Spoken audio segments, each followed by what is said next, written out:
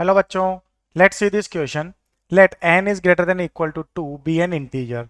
Let n distinct points on a circle and join each pair of points by a line segment.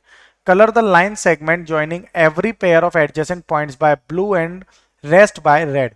If the number of red and blue line segments are equal, then the value of n is.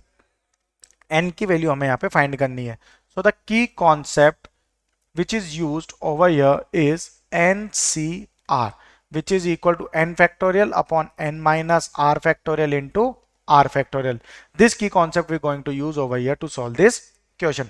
अब हमें यहाँ पे क्या given है, n is greater than equal to 2 है. तो इस question में जो ब्लू लाइंस है वो कितनी होंगी, number of blue lines, number of blue lines equal to n, because यहाँ पे टोटल कितने पेयर हैं, n पेयर्स हैं.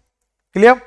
देन अब जो रेड लाइंस होंगी, number of red lines will be, कितनी होंगी red lines, NC2 minus n which is equal to n हो जाएगा. अब यहां से हमें क्या गिवन है, दैट NC2 जो है वो हमारा क्या होगा, यहाँ पे 2n होगा.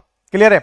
यहाँ पे जो वैल्यू हमें गिवन है दैट द, यहाँ पे ये जो NC2 होगा वो इक्वल टू 2n बनेगा. रेड लाइंस की वैल्यू कितनी आ रही है, NC2 माइनस n. तो यहां से NC2 की वैल्यू यहाँ पे अगर हम फाइंड करते हैं तो, और वो जो है हमारी n के इक्वल, तो NC2 इक्वल टू यहाँ से हमारा 2n हो जाएगा.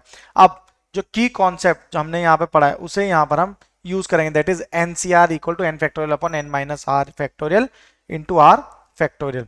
सो it becomes n factorial divided by n minus 2 factorial into 2 factorial equal to 2n.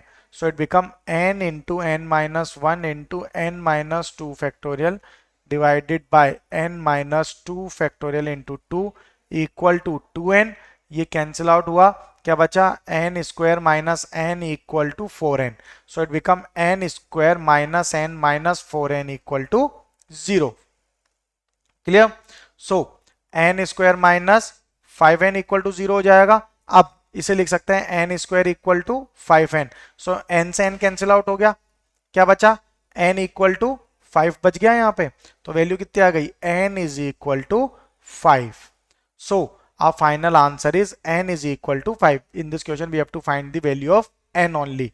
So here the final answer is n equal to 5. I hope you understand it well. Best of luck. Thank you.